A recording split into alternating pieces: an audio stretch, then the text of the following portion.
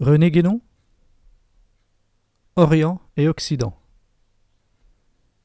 Addendum,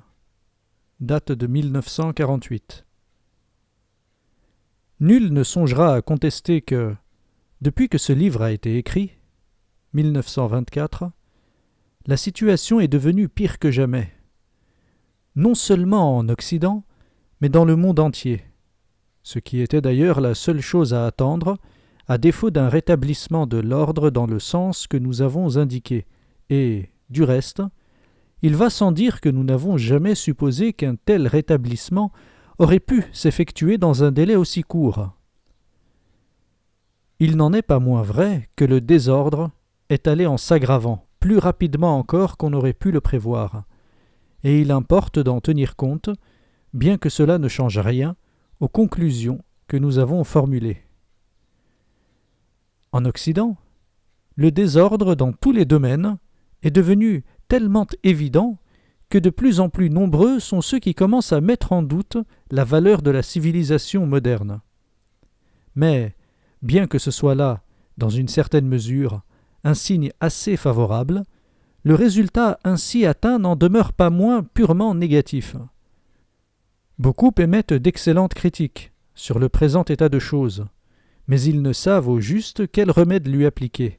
et rien de ce qu'ils suggèrent ne dépasse la sphère des contingences, de sorte que tout cela est manifestement sans aucune efficacité.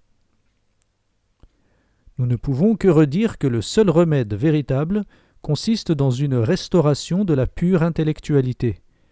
Malheureusement, de ce point de vue, les chances d'une réaction venant de l'Occident lui-même semblent diminuer chaque jour davantage, car ce qui subsiste comme tradition en Occident est de plus en plus affecté par la mentalité moderne, et par conséquent d'autant moins capable de servir de base solide à une telle restauration, si bien que, sans écarter aucune des possibilités qui peuvent encore exister, il paraît plus vraisemblable que jamais que l'Orient ait à intervenir plus ou moins directement, de la façon que nous avons expliquée, si cette restauration doit se réaliser quelque jour. D'autre part, en ce qui concerne l'Orient, nous convenons que les ravages de la modernisation se sont considérablement étendus, du moins extérieurement, dans les régions qui lui avaient le plus longtemps résisté. Le changement paraît aller désormais à allure accélérée, et l'Inde elle-même en est un exemple frappant. Toutefois, rien de tout cela n'atteint encore le cœur de la tradition, ce qui seul importe à notre point de vue. Et ce serait sans doute une erreur d'accorder une trop grande importance à des apparences qui peuvent n'être que transitoires. En tout cas, il suffit que le point de vue traditionnel, avec tout ce qu'il implique, soit entièrement préservé en Orient, dans quelque retraite inaccessible à l'agitation de notre époque.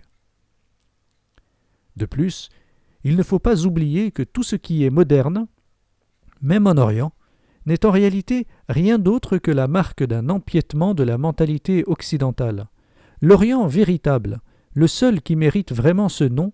est et sera toujours l'Orient traditionnel, quand bien même ses représentants en seraient réduits à n'être plus qu'une minorité, ce qui encore aujourd'hui est loin d'être le cas. C'est cet Orient-là que nous avons en vue, de même qu'en parlant de l'Occident, nous avons en vue la mentalité occidentale, c'est-à-dire la mentalité moderne et anti-traditionnelle, où qu'elle puisse se trouver, dès lors que nous envisageons avant tout l'opposition de ces deux points de vue et non pas simplement celle de deux termes géographiques. Enfin, nous profiterons de cette occasion pour ajouter que nous sommes plus que jamais enclins à considérer l'esprit traditionnel, pour autant qu'il est encore vivant, comme demeuré intact uniquement dans ses formes orientales. Si l'Occident possède encore en lui-même les moyens de revenir à sa tradition et de la restaurer pleinement, c'est à lui qu'il appartient de le prouver. En attendant, nous sommes bien obligés de déclarer que jusqu'ici nous n'avons pas aperçu le moindre indice qui nous autoriserait à supposer que l'Occident livré à lui-même soit réellement capable d'accomplir cette tâche, avec quelque force que s'impose à lui l'idée de sa nécessité.